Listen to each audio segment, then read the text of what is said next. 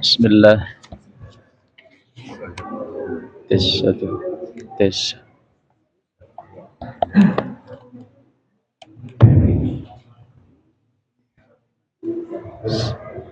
Tes. Baterainya kayaknya udah sekarat, Bar.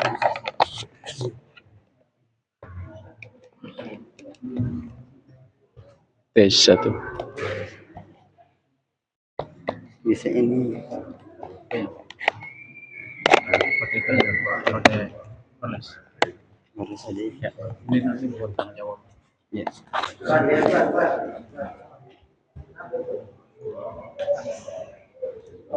Buat ganti baterai dulu ya. Jadi atasnya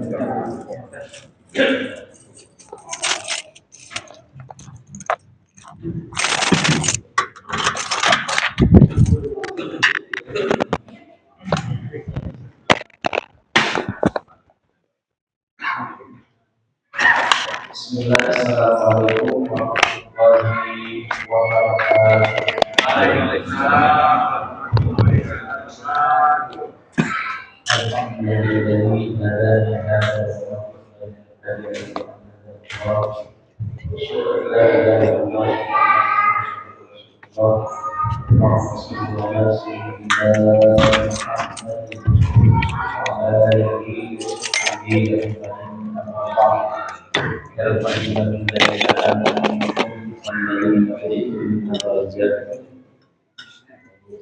Talabul ilmi fardhatun ala kulli muslimin wal muslimatin.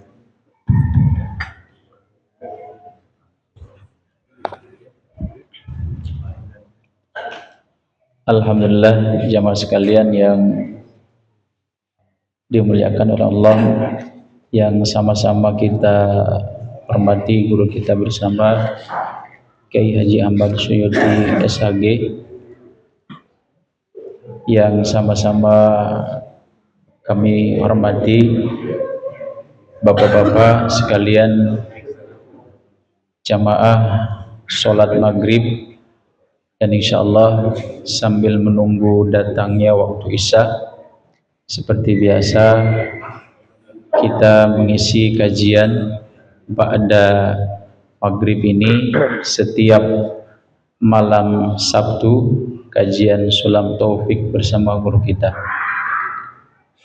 Jamaah sekalian, sangat penting adanya dan senantiasa kita terus menuntut ilmu, karena kewajiban kita adalah menambah pemahaman guna memperbagus ibadah dan juga guna istiqomah dalam ibadah, terutama terkait dengan fikih muamalah, baik itu fikih ibadah.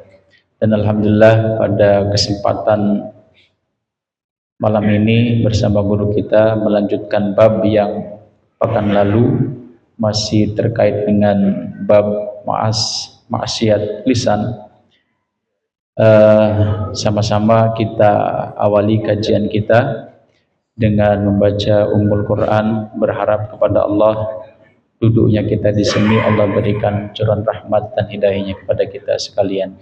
Dan insyaallah di sesi terakhir, mungkin sebelum waktu isya kurang lebih sekitar 10 menit insyaallah akan diluangkan waktu oleh guru kita untuk sama-sama tanya jawab.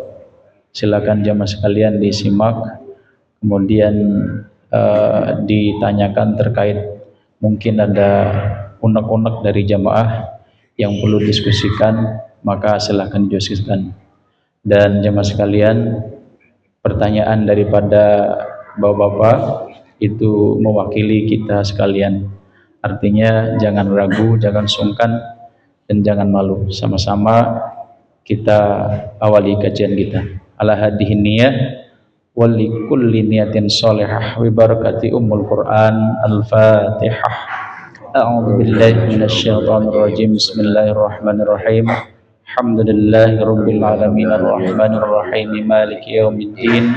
Iyyaka na'budu wa iyyaka nasta'in ihdinas siratal mustaqim siratal ladzina an'amta 'alaihim ghairil maghdubi 'alaihim waladdallin. Waktu dan tempat dengan penuh hormat kepada guru kita dipersilakan. Assalamualaikum warahmatullahi wabarakatuh. Alhamdulillah wassalatu wassalamu ala rasulillah Sayyidina Muhammad ibn Abdillah wa ala alihi wa sahbihi wa mawalah, amma ba'du. Inna allaha wa malaikatahu yusalluna ala nabi ya ayyuhalladzina amanu sallu alaihi wa sallimu taslima. Allahumma salli wa sallim wa barik alaihi. Ya Rabbi bil Mustafa balligh maqasidana waghfir lana ma madha ya wasi'al karami. Ya Rabbi bil Mustafa balligh maqasidana waghfir lana ma madha ya wasi'al karami.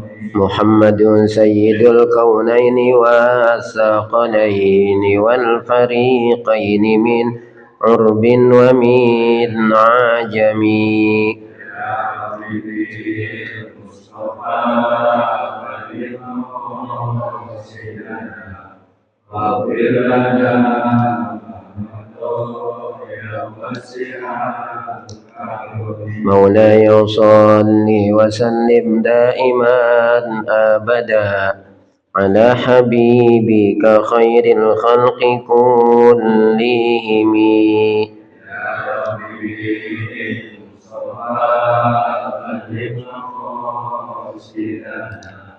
واغفر لنا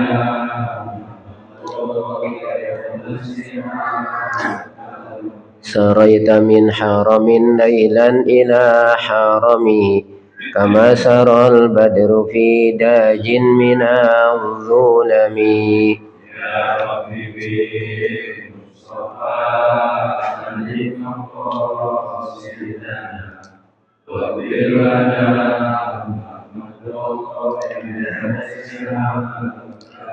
اللهم صل وسلم وبارك عليه وعلى آله.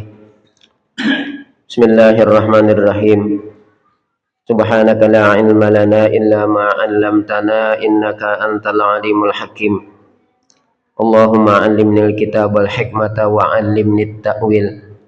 Allahumma hdi qalbi wa tsabbit lisani. Allahumma iftah 'alaina hikmataka wa anshur 'alaina min khazaini rahmatika ya arhamar rahimin. Allahumma nawwir qulubana bi nuri hidayatika kama nawwartal arda bi nuri syamsika abadan abada bi rahmatika ya arhamar rahimin. Allahumma rzuqna fathan wa fahman fil qur'anil azim nuran nahtadi bihi ila siratal mustaqim.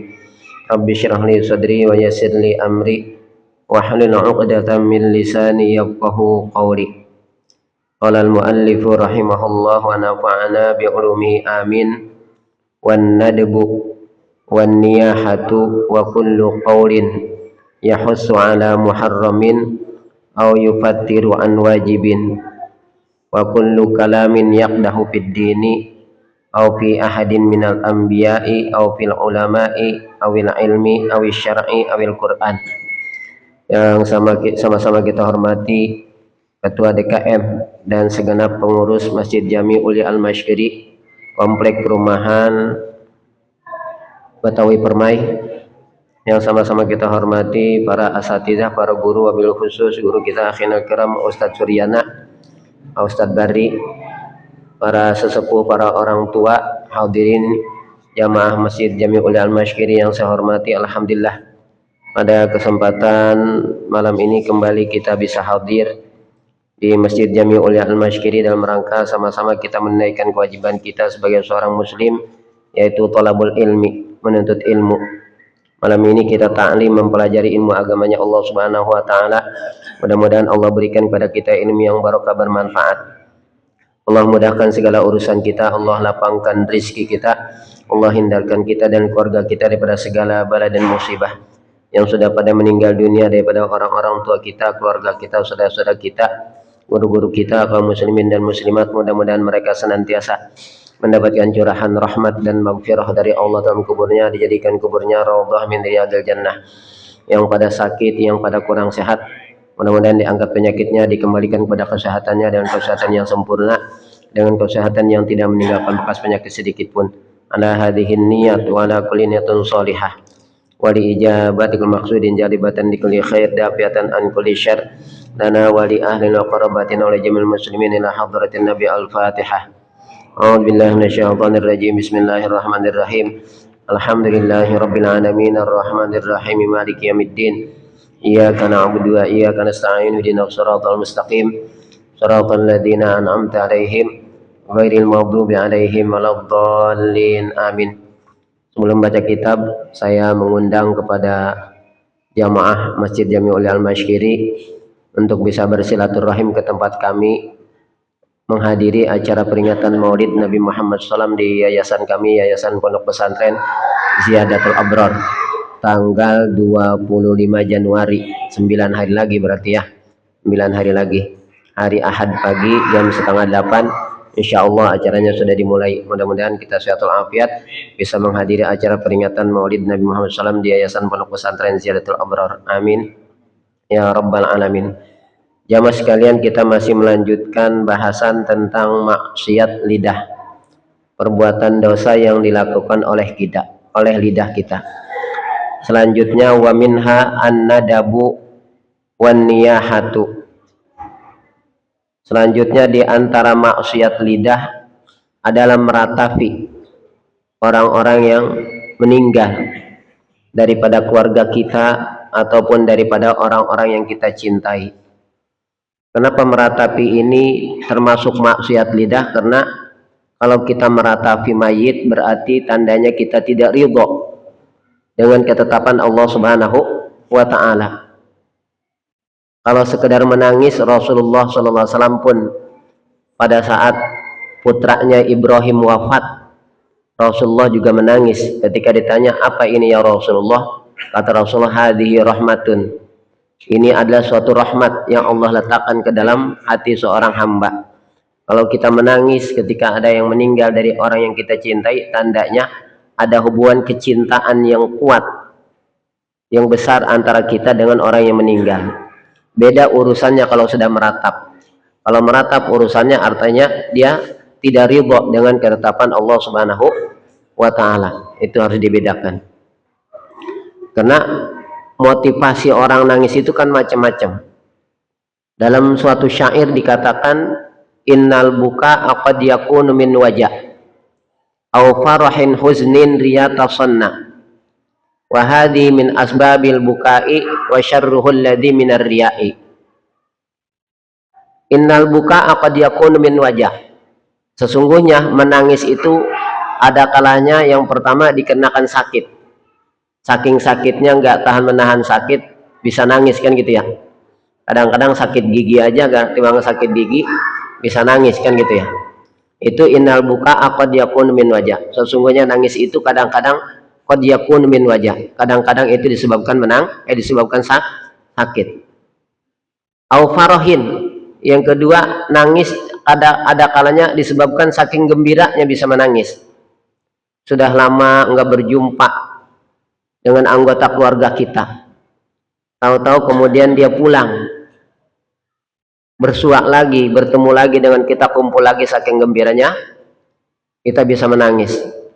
Dulu mungkin awal-awal kita berumah tangga, lahir anak pertama kita dengan selamat, istri kita melahirkan dengan selamat, anak yang dilahirkan juga dengan selamat, kita nangis meneteskan air mata. Kenapa? Farahin, karena bahagia. Innal buka qad yakunu min wajah au farahin. Yang ketiga huznin. Orang menangis bisa karena gara-gara apa? Sedih. Disebabkan sedih. berpisah dengan orang-orang yang kita cintai, ya itu berpisah dengan orang-orang yang kita cintai sampai kita apa? Kena sedihnya kita menangis. Innal buka qad yakunu min wajah au farahin huznin, riya. Yang selanjutnya yang keempat, ada kalanya menangis itu karena riya, pengen dipuji orang. Apalagi di center di TV, ya. Nah, diliput di TV. Waduh, hebat banget tuh. Kami bisa nangis begitu. Nah, yang kelima, ada kalanya menangis itu tasonna, dibuat-buat. Ini tukang acting kerjaannya. Nah, tukang acting. Kalau dia nggak bisa nangis, actingnya bisa diganti perannya, kan gitu ya. Apalagi peran utama dia. Peran utama ini perannya nangis mulu, nih sedih mulu kaitannya. Dia nggak bisa nangis. Nah, diganti urusannya kan ya. Tuh. Itu tasonna, dibuat-buat. Wahadi min asbabil bukai, dan ini adalah sabab-sabab seseorang itu bisa menangis. Tapi wasyarruhu alladzi minar riya'i. Dan yang paling buruknya sabab menangis adalah alladzi minar riya'. Menangis yang dikarenakan apa? Riya, karena itu suatu perbuatan yang sangat apa? Dibenci di dalam syariat kita. Kita kan dalam segala sesuatu diperintahkan oleh Allah Ta'ala untuk ikhlas. Gitu. Bukan riya. Riya itu adalah sifat orang-orang munafik, bukan sifat orang yang beriman. Itu. Wa idza qamu ila sholati qamu kusala yura'unan nasa wa la yadhkurunallaha illa qalila. Wa idza qamu ila sholati qamu kusala. Mereka orang-orang munafik itu kalau mereka berdiri mengerjakan sholat, qamu kusala. Mereka mengerjakan sholat tersebut dengan malas-malasan. Yura'unan nas, sekalinya mengerjakan mereka yura'unan nas, riya, pengen dilihat sama orang. Wala yadhkurunallaha illa qalila, dan mereka tidak menyebut Allah, tidak mengingat Allah illa qalilan, melainkan cuma sedikit sekali. Nah, maka wa syarruhu alladzi minar riya. Yang paling buruknya disebabkan menangis itu adalah karena riya. Nah, ini kalau sudah meratap urusannya lain lagi. Kalau sudah meratap urusannya tandanya tidak ridho dengan keputusan Allah Subhanahu wa taala. Padahal kita orang yang beriman yakin betul bahwasanya kullu nafsin dha'iqatul maut. Setiap yang bernyawa itu pasti akan merasakan kematian. Tidak ada satupun makhluk yang bernyawa yang diciptakan oleh Allah ke alam dunia ini yang bisa terhindar daripada kematian. Baik itu manusia maupun itu binatang, semuanya pasti akan mati. Allah Ta'ala berfirman, wa ma ja'alna li basyarin min qablikal khulda. Wa ma ja'alna li basyarin min qablikal khulda.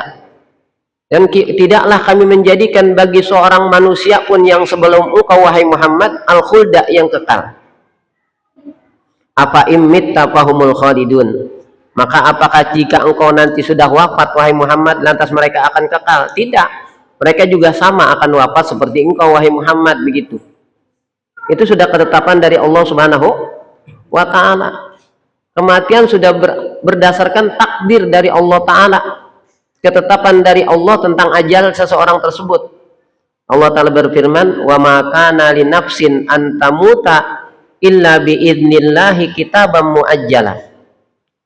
Wa ma kana li nafsin, dan tidaklah seseorang an tamuta, dia akan mati, illa bi idnillahi, melainkan dengan izin Allah, kitaban muajjala, sebagai ketetapan yang sudah ditentukan ajalnya.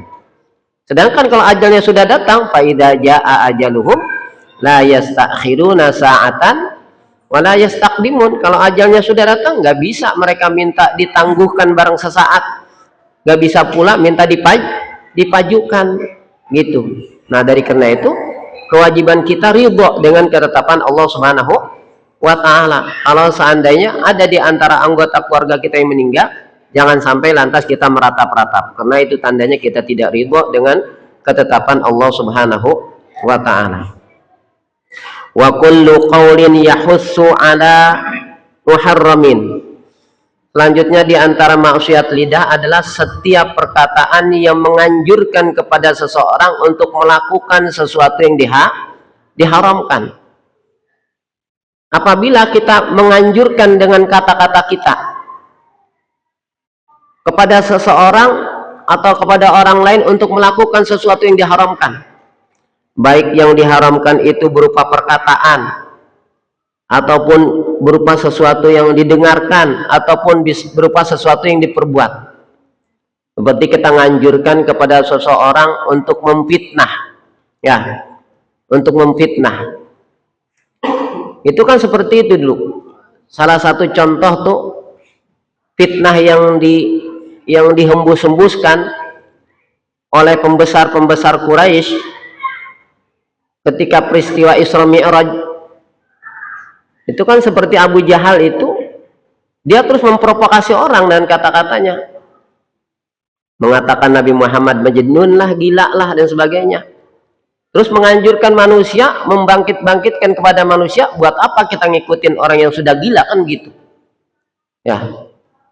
Makanya dalil yang paling kuat yang menunjukkan peristiwa Isra Mi'raj itu hak adalah firman Allah Subhanahu wa taala dalam surat Al-Isra ayat 60. Allah taala berfirman, wa ma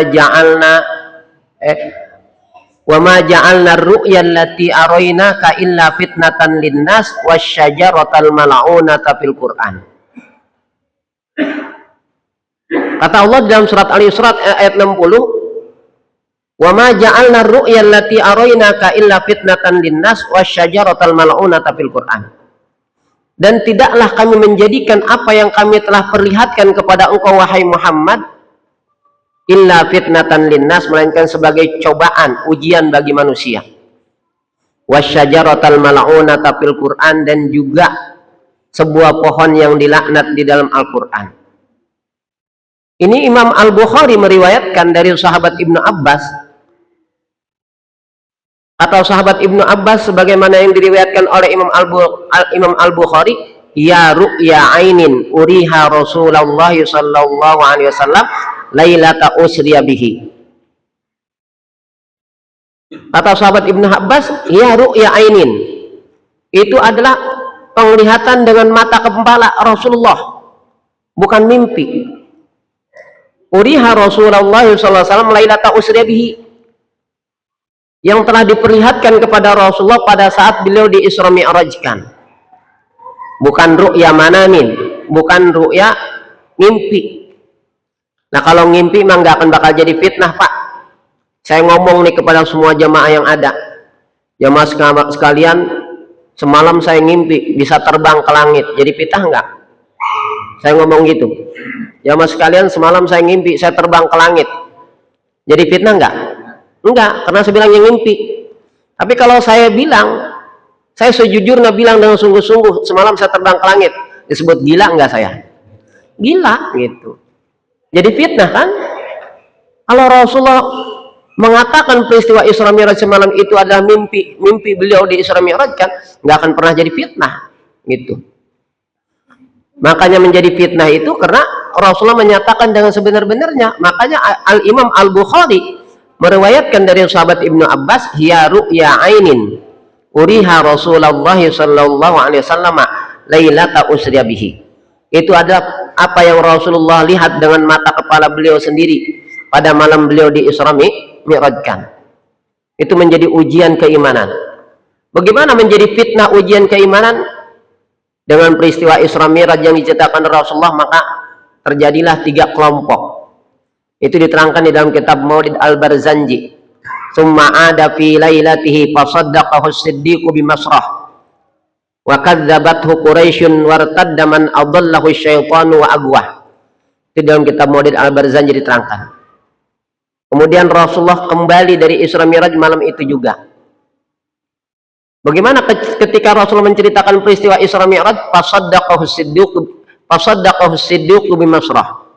Nah, sahabat Abu Bakar As-Siddiq membenarkan, meyakini dengan perjalanan Rasulullah tersebut. Wa kadzabathu Quraisyun.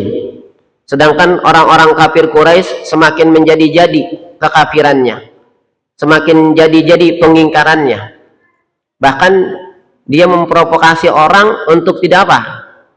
Untuk tidak beriman kepada Nabi Muhammad sallallahu alaihi wasallam. Begitu. Nah, itu dengan kata-kata, nah, itu termasuk maksiat lidah. Wartadda man adallahu syaitanu wa agwah. Kelompok yang ketiga ada yang murtad, orang yang tadinya sudah beriman, imannya lemah, akhirnya bisa dipengaruhi oleh orang kafir tersebut, akhirnya murtad, kembali menjadi kafir. Na'udzubillah. Yang kedua yang Allah jadikan sebagai ujian keimanan, fitnah wasyajaratal mal'unata fil Quran, ya tentang sebuah pohon yang dilaknat di dalam Al-Quran. Pohon apa itu? Yaitu pohon zakum, sebagaimana firman Allah, inna syajarataz zakum ta'amul asim.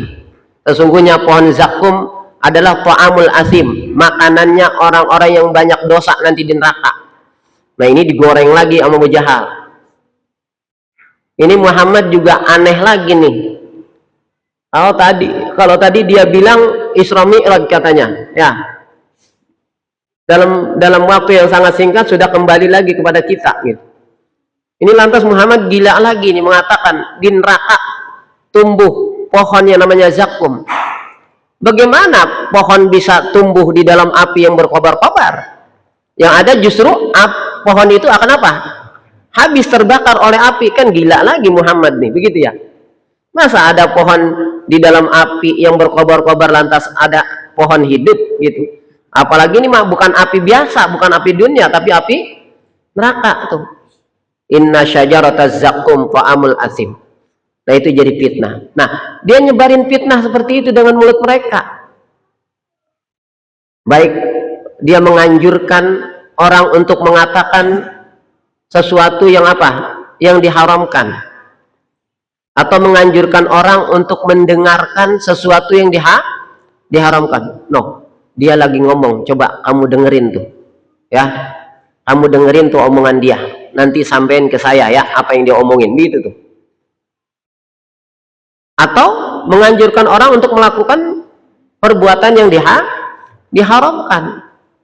Nah, apa yang dianjurkan lewat lidahnya itu untuk menganjurkan orang melakukan sesuatu yang diharamkan, maka dia telah berbuat maksiat dengan lidahnya.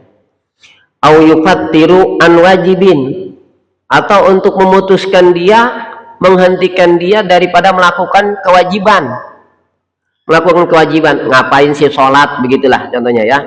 Dia ngomong begitu tuh, ngapain sih sholat, sholat mah sholat, miskin mah ya miskin terus, begitu katanya. Kan seperti itu. Mendingan saya nggak sholat juga, rezeki saya lancar, katanya begitu. Nah kamu yang rajin sholat, rezeki kamu sempit banget gitu ya, udah mending berhenti sholat begitu sekalian begitu. Emang kita sholat ini tujuannya untuk apa? Emang untuk supaya kita jadi orang kaya?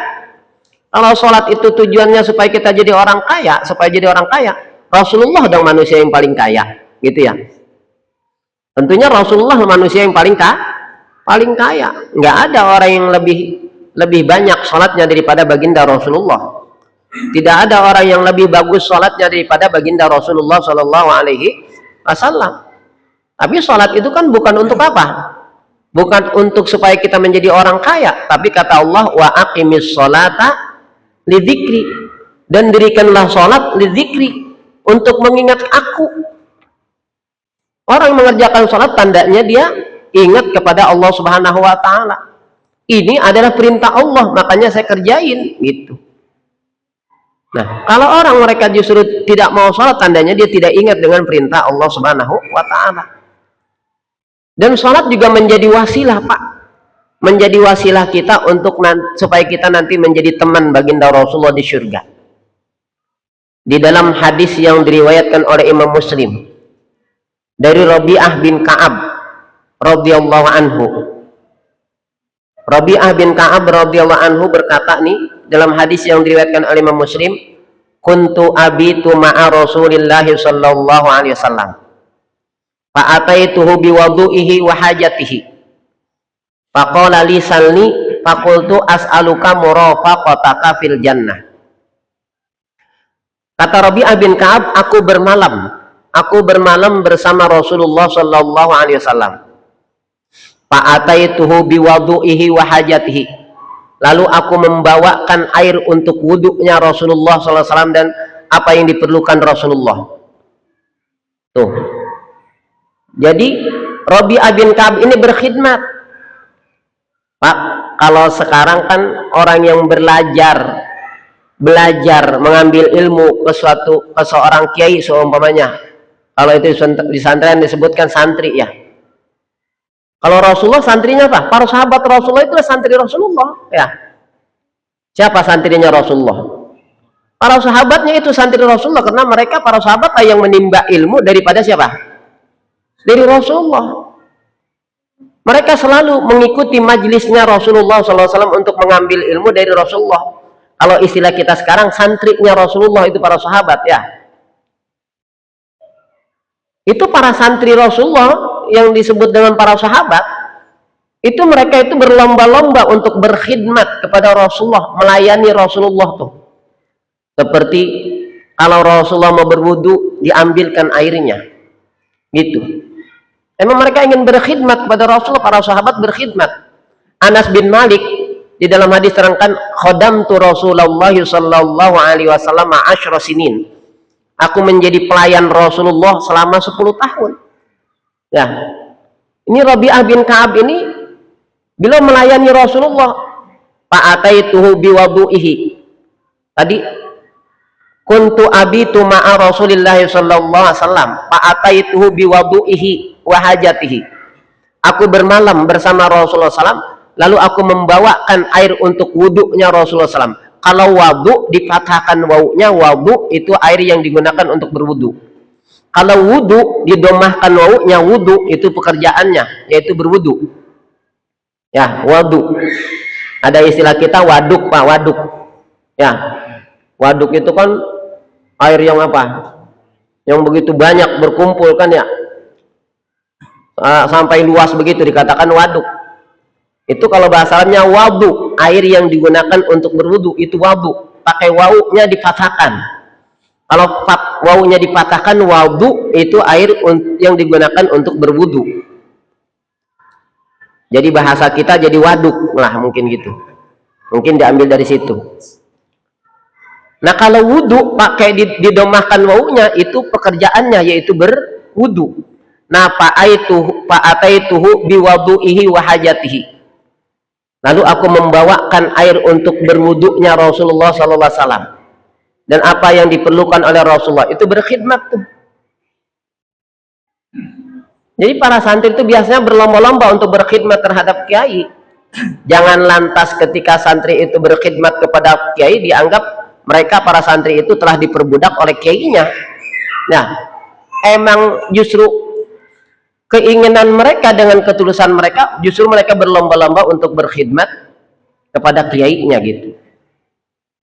Nah, para sahabat itu berlomba-lomba berkhidmat terhadap Rasulullah Shallallahu Alaihi Wasallam seperti Rabi'ah bin Ka'ab ini dalam hadis riwayat Muslim. Apa di antara khidmatnya Rabi'ah bin Ka'ab ini? Beliau membawakan air untuk wudhunya Rasulullah dan apa yang diperlukan oleh baginda Rasulullah Shallallahu Alaihi Wasallam. Itu. Kalau santri dulu kalau kiai masuk ke masjid, sendalnya suka apa? Disimpan tuh. Jangan sampai nanti pas kiai mau keluar dari masjid, sendalnya mungkin salah pakai sama orang.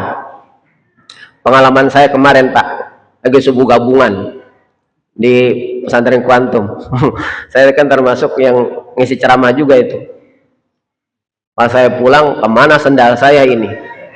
Akhirnya saya nyeker itu. Nah, saya harus segera pulang mau beli bubur bayi kan, bubur bayi.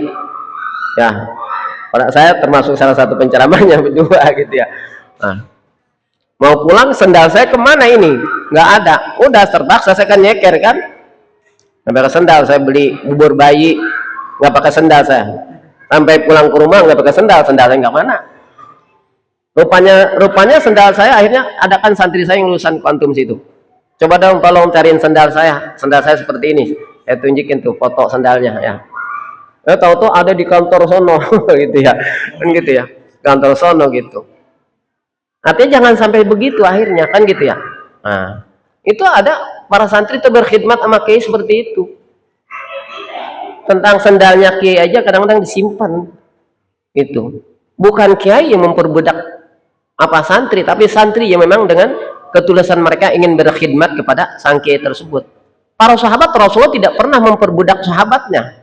Tapi para sahabat yang mereka berlomba-lomba untuk berkhidmat kepada baginda Rasulullah Shallallahu Alaihi Wasallam, seperti Rabi'ah bin Ka'ab ini. Di antara berkhidmatnya Rabi'ah bin Ka'ab kepada Rasulullah, yaitu beliau mengambilkan air wudhu untuk Rasulullah. Nggak perlu Rasulullah istilahnya kalau sekarang nimba dulu, begitu kan ya, gitu. Nyari air untuk berwudhu dulu, dibawakan oleh sahabat untuk berwudhunya Rasulullah SAW. Nah, faqolali, lalu Rasulullah bersabda kepadaku, kata Rabi'ah bin Ka'ab, salni, mintalah olehmu kepadaku. Pak, kalau kita, model kita, Rasulullah ngomong sama kita, ente mau minta apa? Ya, tuh, Ustaz Suryana, ente mau minta apa begitu? Minta kepada saya, minta apa? Wah, kalau kita kesempatan kan gitu ya, kesempatan kita mana, gitu. Sama Rasulullah ditawarin mau minta apa gitu. Apa kata Rabi'ah bin Ka'ab? Faqultu as'aluka murafaqataka fil jannah. Aku minta kepada engkau ya Rasulullah agar aku nanti menjadi temanmu di surga. Luar biasa permintaan ini, Pak. Nggak ada permintaan yang lebih besar. Kalau kita minta dibeliin, dikasih mobil BMW, nggak ada artinya. Ya, minta dikasih rumah mewah, nggak ada artinya. Rabi'ah bin Ka'ab minta as'aluka murafaqataka fil jannah. Aku minta kepada engkau agar aku nanti menjadi teman engkau di surga. Lalu kata Rasulullah, awa ghaira dzalika, atau kamu minta yang lain? Meminta yang lain? Kata Rabi'ah bin Ka'ab, qultu huwa dzaka. Enggak ya Rasulullah, cuman itu permintaan saya udah. Permintaan saya cuman itu. Nggak ada yang lain permintaan saya. Saya cuma minta agar saya nanti menjadi teman engkau di surga. Beda dengan siapa dulu? Zaman Rasulullah, Sa'labah. Sa'labah bahasa kampung saya itu apa ya? Ngeriritin terus sama Rasulullah. Apa bahasa ininya ya? Jadi sama Rasulullah sampai minta itu sampai bahasa kita ya apa ya? Ngerengek-rengek. Ya Rasulullah, doain saya supaya jadi orang kaya. Kalau saya jadi orang kaya, Pak, mungkin saya lebih tenang ibadah gitu. Ya, saya ini kan miskin saya ini. Ya, kalau saya jadi orang kaya, saya tenang ibadah. Padahal belum tentu kan? Kita kalau jadi orang kaya, Pak, kayak ini namanya liburan panjang, apa namanya bahasa Inggrisnya? Hah? Long apa? Long weekend. Ya, long weekend. Mungkin udah ada di puncak gitu sama keluarga kita. Akhirnya malam Sabtu ada pengajian di Al-Ulia Al-Masykiri nih, nggak ngaji, lagi ada di puncak gitu ya. Ntar makan keluar sama keluarga kita kan ya. Terus seperti itu. Sa'labah minta, kata Rasulullah, engkau lebih baik dengan keadaanmu seperti ini. Besok gitu lagi minta lagi kepada Rasulullah, ya Rasulullah doain saya begitu ya. Sampai 3 kali minta kepada Rasul, akhirnya didoain juga sama Rasulullah SAW tuh. Akhirnya dia kaya raya tuh, banyak ternaknya. Udah mulai dah. Yang pertama sholat berjamaah, udah mulai apa? Udah mulai bolong. Bahkan kemudian semakin banyak ternaknya, semakin jauh tentunya apa? Mengembalanya. Akhirnya sholat Jumat ditinggalin. Ketika sudah banyak kambingnya, ternaknya, Rasulullah memerintahkan sahabat untuk mengambil zakat binatang ternaknya. Dia nggak mau menyerahkan zakat kepada Rasulullah SAW. Sampai kemudian Sa'labah wafat, Rasulullah wafat. Kemudian digantikan oleh Khalifah Abu Bakar As-Siddiq sebagai Khalifah. Dia mau menyerahkan zakat fitrah, Abu Bakar udah nggak mau nerima. Dulu waktu sama Rasulullah minta mengambil zakat daripada kamu nggak mau menyerahkan zakat. Sekarang kamu bawa menyerahkan zakat itu kepadaku, aku nggak mau menerimanya. Gitu. Abu Bakar wafat, kemudian digantikan oleh Khalifah Umar bin Khattab. Sa'labah mau menyerahkan zakatnya kepada Umar bin Khattab. Kata Umar bin Khattab, Rasulullah dan Abu Bakar saja nggak mau menerima zakatmu, saya nggak berani. Begitu. Tuh, jangan sampai seperti itu. Nah ini Rabi'ah bin Ka'ab tidak ada yang beliau pinta kecuali cuma apa? cuma pengen jadi supaya menjadi teman Rasulullah di surga. Apa kata Rasulullah? Qala fa'inni ala nafsika bikasratis sujud. Kalau begitu bantu saya, kata Rasulullah, bantu saya agar apa yang kau inginkan itu terpenuhi dengan banyak sujud. Dengan banyak sujud artinya apa, Pak? Banyak sholat. Sekarang kita termasuk orang yang banyak sholat apa belum, Pak? Nah, banyak sholat apa belum? Kita mungkin hanya terbatas sholat 5 waktu, sholat yang 5 waktu yang kita kerjain. Qabliyah ba'diyahnya banyakan yang bolong apa enggak nih? Banyakan bolong qabliyah ba'diyahnya. Tahajudnya bagaimana? Lewat apa? Lewat. Gitu ya. Duhanya bagaimana? Lewat juga. Nah, lewat. Kita bukan termasuk orang yang banyak sholat ya. Gitu. Hah? Banyakan lupanya gitu ya. Itu seperti itu. Kata Rasulullah, bantu aku fa'inni ala nafsika bikasratis sujudi. Bantulah aku ala nafsika atas dirimu bikasratis sujud dengan banyak sujud. Hadis riwayat Imam Muslim. Karena sholat ini, Pak, memang menjadi wasilah kita, Pak. Kalau kita punya hajat-hajat, kita mengadukan hajat-hajat kita kepada Allah lewat sholat. Allah Ta'ala berfirman dalam Al-Quran, wasta'inu bis sabri wassalah. Wasta'inu bis sabri wassalah. Jadikan sabar dan sholat sebagai penolong kamu. Sholat dalam rangka kita untuk mendekatkan diri kepada Allah yang mengabulkan segala hajat-hajat kita, yang bisa memenuhi hajat-hajat kita. Sabar di dalam kita berikhtiar untuk mendapatkan apa yang kita hajatkan, begitu. Jadi ikhtiar juga dengan doa juga digabungin gitu. Orang yang tibang doangan, Pak, enggak ikhtiar, sama seperti busur gak ada anak panahnya. Seperti busur gak ada anak panahnya. Pernah bisa nggak busur tuh bisa mengenai binatang buruan kalau nggak ada anak panahnya tuh, atau anak panahnya nggak ada busurnya, itu begitu modelnya. Doa nggak ada ikhtiar, atau ikhtiar nggak ada doa juga, karena yang mengabulkan itu semuanya adalah Allah Subhanahu wa Ta'ala. Nah, mudah-mudahan apa yang kita pelajari manfaat. Mungkin ada beberapa menit waktu untuk dipertanyakan, silakan. Wallahu a'lam. Wassalamualaikum warahmatullahi wabarakatuh. Waalaikumsalam warahmatullahi wabarakatuh. Alhamdulillah, jemaah sekalian sudah sama-sama kita simak terkait dengan masih bab maksiat lisan.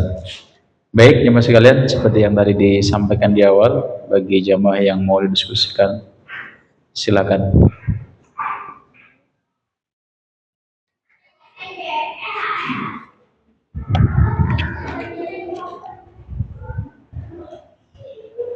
Assalamualaikum warahmatullahi wabarakatuh. Waalaikumsalam warahmatullahi wabarakatuh. Sebelumnya mohon maaf Pak Ustadz, ini mau tanya soal sholat sunnah tahiyatul masjid sama sholat sunnah qobliyah rawatib. Lebih utama mana, sholat sunnah tahiyatul masjid atau sholat sunnah qobliyah rawatib? Di saat itu waktunya udah mepet. Ya. Terima kasih. Waalaikumsalam warahmatullahi wabarakatuh. Ya. Kalau sholat sunat rawatib qobliyah itu keutamaannya memang oleh Rasulullah sudah disebutkan, ya. Seperti orang yang mengerjakan sholat 4 rakaat qobliyah zuhur dan 4 rakaat ba'diyah zuhur, itu diantara keutamaannya Allah Ta'ala haramkan dia daripada api neraka, kan begitu. Kalau tahiyatul masjid ini kan anjuran dari sisi adab kita memasuki masjid. Likulli syai'in tahiyatun wa tahiyatul masjidi wa tahiyatul masjidi rakaatani, gitu. Ya, setiap segala sesuatu itu ada tahiyatnya. Dan tahiyatnya masjid adalah sholat 2 rakaat sebelum ketika kita masuki masjid. Kalau masalah keutamaannya Rasulullah tidak terangkan, tapi itu dari sisi adab anjurannya seperti itu. Makanya kalau seandainya kita nggak sempat tahiyatul masjid, seperti kita masuk masjid sedang ada acara maulid misalnya, kita kan masuk masjid, ini orang sudah banyak ya, masa kita lantas di tengah-tengah orang banyak kita sholat tahiyatul masjid? Maka Itu sebagai gantinya dengan kita membaca apa? Baqiyatus sholihat. Dalam satu riwayat 4 kali, dalam surat 3 kali. Ya, kita sambil duduk baca subhanallah alhamdulillah wa la ilaha illallah wallahu akbar. Gitu ya. Nah, seperti 2 rakaat qabliyah subuh. Rakaatul fajri khairin minad dunya wa ma fiha. 2 rakaat qabliyah subuh itu lebih baik pada dunia dan seisinya. Jadi kalau lebih utama maka keutamaan ratib gitu ya. Kalau tahiyatul masjid kan dari sisi adabnya. Dari sisi adab bagi setiap orang yang ingin yang masuk masjid. Kalau masalah keutamaannya keutamaan salat sunat ratib karena memang keutamaannya diterangkan oleh baginda Rasulullah sallallahu alaihi wasallam begitu. Mungkin satu lagi. Ya.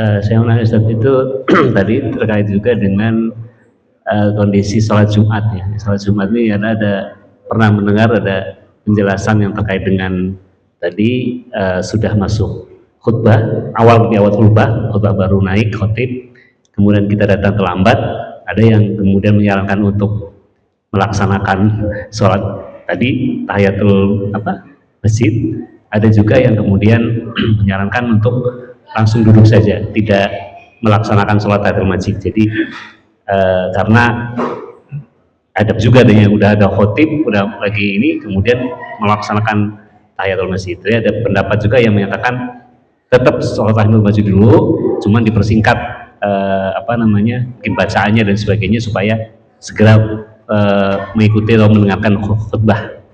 Gimana Ustaz? Lebih utama mana Ustaz? Assalamualaikum warahmatullahi wabarakatuh. Iya, memang di dalam hadis ada perintahnya. Apabila seseorang masuk ke masjid, lantas khatib sedang menyampaikan khutbah, maka sholatlah 2 rakaat, tapi khafifatain. Sholatnya ringan. Sholat ringan itu artinya dia hanya mengambil rukunnya saja. Ya, sholatnya dipercepat. Jadi disunnahkan tuh. Sekalipun khatib sudah menyampaikan khutbah, lantas kalau dia masuk masjid, maka disunnahkan sholat tahiyatul masjid. Yang tidak boleh maksudnya itu qabliyah Jumatnya. Kalau si khatib sudah naik mimbar itu masuk nggak boleh. Bukan tahiyatul masjidnya.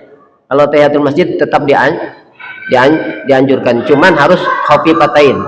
Dikerjakan benar-benar ringan. Gitu. Hanya ngambil yang rukun-rukunnya saja. Adapun yang tidak boleh kalau khatib sudah naik mimbar yaitu sholat sholat qabliyah Jumatnya. Itu yang tidak boleh begitu. Ya. Atau sholat yang lain selain tahiyatul masjid. Allahumma bismillah. Baik, cukup ya karena waktu sudah masuk. Alhamdulillah jadi terkait dengan maksiat lisan sampai dengan anjurannya dan tidak boleh terkait dengan jangan melangkahi mayat dan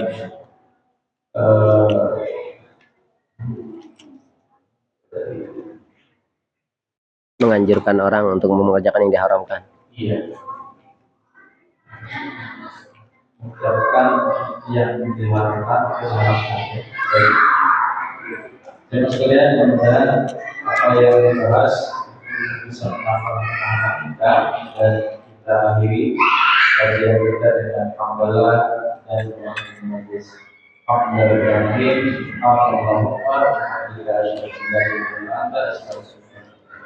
Assalamualaikum warahmatullahi wabarakatuh.